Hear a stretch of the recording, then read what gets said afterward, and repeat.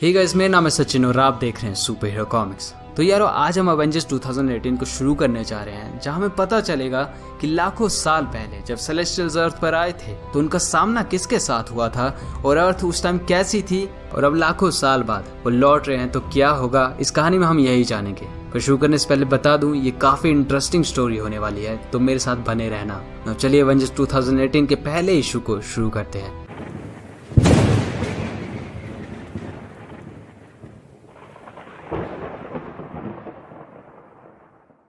कहानी की शुरुआत होती है ओल्ड एसगार्ड से। एक वकांडियन शिप वहां पहुंचती है। शिप से बाहर निकलते ही डोरा मिलाजे ने कहा, ये एक सुनसान और अशुभ जगह है, but due respect my king, हमें शिप को गार्ड करने के बजाय आपको गार्ड करना चाहिए। तो ब्लैक पैंथर कहता है, नहीं, मुझे अकेले आने का न्योता मिला था, हमें अपने स्वागत करने वाले को गुस्सा नहीं दिलाना है। डोरा मिलाजे फिर से कहने लगे, मेरा यकीन मानिए, जमीन सुनसान दिख रही है लेकिन है नहीं, इसे हल्के में लेना ठीक नहीं है, not even bye Kings.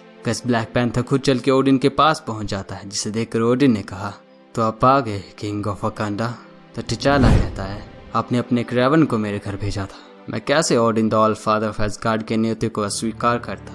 Odin दुख में कहते हैं, एसगार्ड अब वो नहीं रहा जो ये हुआ करता था, और ना ही मैं। उम्मीद है कि तुम वैसे हो जैसे तुम्हें होना चाहिए था वकांडा के महाराज। ब्लैक पैंथर ये सुन के थोड़ा हैरान रह जाता है। उसने पूछा, आप तो ऐसे बात कर रहे हैं जैसे कि हम पहले भी मिल चुके हैं, लेकिन मेरी मानो अगर ऐसा होता तो वो मुझे याद जरूर रहता। तब ओडिन ने जवाब दिया, इन कई युगों में कई पैंथर किंग से मिल चुका हूँ, मेरी उम्र होने के बाद भी ये याद कर सकता हूँ। तुम लोगों का राज्य सिर्फ गुफाओं में रहा करता था, लेकिन मुझे एक बात तुम सब लोगों में कॉमन लगी, तुम अपने लोगों को दूसरी बाहरी ताकतों से बचाने के लिए किसी भी हद तक जा सकते हो। जहाँ बाकियों के लिए तुम जिद्दी, निर्दयी और खतरनाक हो, वही ठीक इसीलिए मैं तुम्हें हमेशा से पसंद करता आया हूँ। ओडिन ब्लैक पैंथर को लेकर कहीं चलने लगते हैं। उन्होंने कहा, मैंने हाल ही में अपने राज्य को निराश किया है, मैं अपने लोगों को बचा नहीं सका। इस सोने के एसगार्ड को, गॉड हेटिंग बीस्ट मैन को अपने तबाह कर दिया। बहुत से एसगार्डियंस ने इसे झेला है, और अब सभी गॉड्स हमारे पूर्वजों के खंडरों में गंदगी के बीच रहते हैं, लेकिन जो आ रहा है ये उसके सामने कुछ नहीं है, और उसी के लिए मैंने तुम्हें यहाँ बुलाया है ब्लैक पैंथर। 1 मिलियन साल पहले मुझे तुम्हारे पूर्वजों की बात मान लेनी चाहिए थी, मुझे थोड़ी रहमदिली दिखानी चाहिए थी। अगर ऐसा किया होता तो शायद फाइनल होस्ट भी हमें काइंडनेस दिखा देता। और गैस इसके साथ ओडिन ब्लैक पैंथर को एक रूम में ले आते हैं, जहाँ पत्थर की कुछ मूर्तियां रखी हुई थी। ब्लैक पैंथर ने पूछा, 1 मिलियन साल, लेकिन तब तो यहाँ कोई इंसान भी नहीं थे। ओडिन ने जवाब दिया, हाँ शायद नहीं, लेकिन तब गॉड्स थे। एक गुफा निवासी जिसके पास गॉड जैसी शक्ति थी, एक जादूगर, एक ड्रैगन प्रिंसेस जो एक अनजाने छिपे शहर से आई थी, और एक कभी न खत्म होने वाली आग जो जलती रहती थी कॉस्मिक पावर्स। उस आखिरी वक्त में हम सब एक साथ लड़े इस दुनिया को बचाने के लिए, लेकिन शायद वो हमारी सबसे बड़ी गलती थी। अच्छा होता अगर हमने इस दुनिया को मरने के लिए छोड़ दिया होता। और फिर गाइस हम देखते हैं 1 मिलियन साल पहले की एक झलक।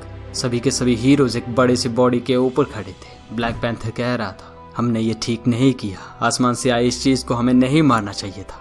जिस पर पहला सोर्सेस सुप्रीम आगामोटो कहता है, मुझे अभी भी नहीं लगता कि ये सच में मर चुका है, और क्या ये चीज मर भी सकती है। तो ओडिन ने कहा, यह सच में मर चुकी है, मेरा यकीन करो, मैंने इसके जैसे बहुत से जायंट्स को मारा है। ब्लैक पैंथर कहता है, ये बीमार था और किसी वजह से अपना माइंड खो चुका था, सुअर की तरह इसके मुंह से झाग निकल रहा था। मेरे कबीले के लोग इसे ठीक कर सकते थे, हमें इसे बचाना चाहिए था। मुझे हम सब के लिए डर लग रहा है, क्योंकि अगली बार आसमान से जो आएगा वो इसकी तरह माइंडलेस नहीं होगा, बल्कि बदला लेने के लिए आएगा। और फिर प्रेजेंट टाइम में ब्लैक पैंथर ओडिन से ये सुनने के बाद कहने लगा, आपने 1 मिलियन साल पहले एक पागल सेलेस्टियल को मारा था, ब्रह्मांड की सबसे ताकतवर और अनजान कॉस्मिक बीइंग में से एक को, जिसको किसी ने अभी तक फेस नहीं किया, और फिर आपने अर्थ के अंदर उसे दफना दिया, और वो भी अफ्रीका के नीचे। जिस पर ओडिन ने जवाब दिया, मैं चाहता था कि इसे चांद पर टांग दूं, ताकि दूसरों के लिए एक चेतावनी की तरह हो, लेकिन जैसा मैंने बोला, वो जादूगर बहुत ज्यादा जिद्दी था। ब्लैक पैंथर वहां से जाने लगता है। उसने कहा, अब ये सब मुझ पर छोड़ दीजिए, मैं खुद इससे निपट लूंगा। तो ओडिन ने कहा, अभी उसके लिए बहुत देर हो चुकी है, वो अभी वहां दफना हुआ नहीं है। टिचाला ने पूछा, तो कहाँ है वो, कहाँ है उस सेलेस्टियल की बॉडी। ओडिन कहते हैं, मेरा बेटा मुझसे कल मिलने आया था। टिचाला ने पूछा, थॉर आया था, मैंने सुना वो फिर से वर्दी बन चुका है। तो ओडिन थोड़े परेशान होकर जवाब देते हैं, नहीं, थॉर नहीं, वो लोकी था, उसने किसी तरह सेलेस्टियल की शक्ति हासिल कर ली है। टिचाला वापस मुड़ के कहता है, क्या आपने खुद अपनी आंखों से ये होते हुए देखा। ओडिन ने कहा, मैं बस ये बता सकता हूँ कि फाइनल होस्ट आ रहा है, और तुम्हारी दुनिया को एक पैंथर की जरूरत है जो उन्हें लीड कर सके, जैसे तुम्हारे पूर्वजों ने किया था। और मुझे भी तुम्हारी मदद चाहिए, ताकि जब तुम लोकी से मिलो तो वो कर सको जो थॉर का भी नहीं कर सका, और ना ही कमजोर मैं। मुझे तुम्हारी मदद चाहिए ब्लैक पैंथर, मेरी बेटी को मारने के लिए। जिस पर ब्लैक पैंथर कहता है 1 मिलियन साल पहले आपने जो प्रॉब्लम धरती पे फैलाई है मैं उससे निपट लूंगा। और हाँ, ऑल फादर ओडिन, अगर इस दुनिया को बचाने के लिए लोकी को मारना पड़े तो वही सही, लेकिन किंग ऑफ वकांडा किसी का खरीदा हुआ हथियारा नहीं है, यहाँ तक कि गॉड्स के लिए भी नहीं। ओडिन कहने लगे दुनिया को बचाओगे?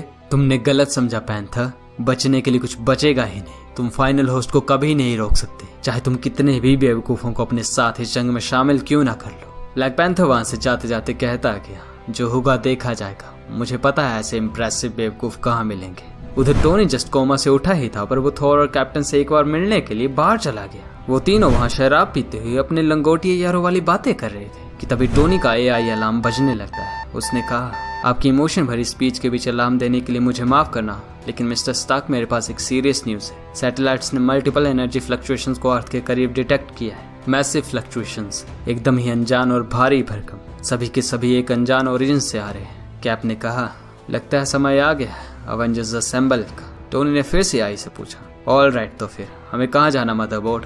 AI ने जवाब दिया, यहाँ से करीब 200 माइल सीधे ऊपर सर। लेकिन गाइस वहीं दूसरी तरफ हम देखते हैं साउथ अफ्रीका की जमीन के करीब 2 माइल्स नीचे डॉक्टर स्ट्रेंज और ब्लैक पैंथर वो और भी नीचे जा रहे थे। डॉक्टर स्ट्रेंज ने कहा, ये एक इम्प्रेसिव गड्ढा है, ये किसी सिविलाइजेशन के इंसान लग रहे हैं, लेकिन मुझे नहीं लगता कि तुमने मुझे यहाँ आर्कियोलॉजी के लिए बुलाया है। तो फिर मुझे खेद है कि मैं उस तरह का डॉक्टर नहीं हूँ टिचाला।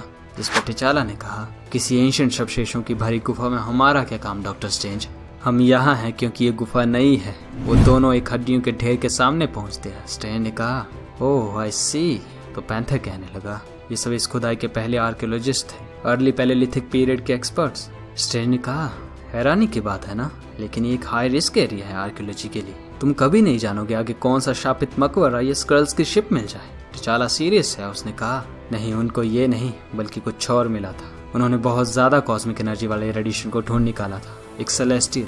उनके हिसाब से वो यहाँ करोड़ों सालों से दफन था, और जब वो सब यहाँ आए तो उस कॉस्मिक एनर्जी ने उन सबको जिंदा जला डाला और वो बॉडी यहाँ से गायब हो गई। ब्लैक पैंथर के सूट से निकली रोशनी में उनको गुफा की दीवारों पे कुछ पेंटिंग्स दिखाई देती है। स्ट्रेंज ने पूछा, ये क्या है? तो टिचाला ने कहा, ये तो तुम बताओगे कि ये क्या है डॉक्टर स्ट्रेंज।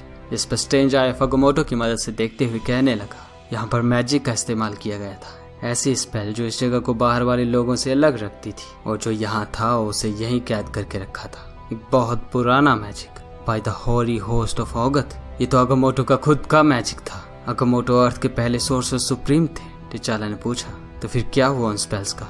स्ट्रेंज ने जवाब दिया, हाल ही में मेरी इंपीरिकल ग्रुप के साथ लड़ाई के दौरान सभी स्पेल्स खत्म हो गए, और स्पेल्स इतने पुराने थे कि उनको दोबारा नहीं बनाया जा सकता। ये स्पेल्स कुछ ऐसी चीज के लिए थे जिसका साइज बहुत ही बड़ा था, और शायद वो चीज जिंदा भी थी। उसके डर के निशान अभी भी इन दीवारों पे महसूस हो रहे हैं। डर, अकेलापन और गुस्सा। वो एक सेलेस्टियल था या कुछ और बहुत ही भयानक था। टिचाला ने कहा, हाँ, मेरी कैलकुलेशंस के हिसाब से भी वो बहुत बड़ा था, कम से कम 600 मीटर का तो होगा ही। तो अब सवाल आता है कि वो चीज गई तो गई कहाँ? गज डॉक्टर स्ट्रेंज और ब्लैक पैंथर कुछ सुरंगों के सामने खड़े थे। स्ट्रेंज ने कहा, अगर वो 600 मीटर का था तो मुझे नहीं लगता वो इन सुरंगों से बाहर निकलेगा। तो ब्लैक पैंथर ने जवाब दिया, नहीं, लेकिन कुछ तो जरूर निकला है। मैंने 4 घंटे पहले नीचे एक ड्रोन भेजा था, वो करीब 200 माइल्स अंदर था और उससे भी आगे जा रहा था, लेकिन तभी उससे कांटेक्ट टूट गया। स्ट्रेंज कहता है, वो पिघल गया होगा, इसमें कोई शक नहीं है। तुम जितना नीचे जाओगे तुम्हें उतनी गर्मी महसूस होगी, एकदम सूरज के जैसे। ब्लैक पैंथर ने कहा, हम जितना नीचे जाएंगे हम उतना ही हमारे जवाब के करीब होंगे। तब स्ट्रेंज कहता है, मैंने वो मूवी देखी है जिसमें एक चीज थी जो लोगों के चेहरे पर चिपक जाती है और अर्थ को भी खत्म कर देती है। टिचाला, मुझे लगता है हमें एवेंजर्स को बुला लेना चाहिए। टिचाला ने जवाब दिया, नहीं, कोई एवेंजर्स नहीं स्टीफन। गुफा की दीवारों पे जो सिंबल है वो स्टोन एज के समय के हैं। यहाँ हमारा सिंबल भी है और तुम्हारा भी। जो कुछ भी हो रहा है डॉक्टर, हम पहले से उसके साथ जुड़े हुए हैं। मैं तुमसे नीचे मिलता हूँ। और फिर गज टिचाला उन्हीं सुरंगों में से एक में घुस जाता है। स्ट्रेंज ने कहा, ओह ग्रेट, सो अगर किसी को मेरी जरूरत पड़ेगी तो मैं अब अर्थ के सेंटर पे रहूंगा। और फिर वो भी ब्लैक पैंथर के पीछे पीछे चल देता है। गज इधर ये सब चल ही रहा था, तभी लॉस एंजलिस में रॉबी यानी घोस्ट राइडर अपने कार के बोनट को खोलकर कुछ चेक कर रहा था। तभी पीछे से उसके भाई ने पूछा, हम फिर से कब राइड पे चलेंगे रॉबी?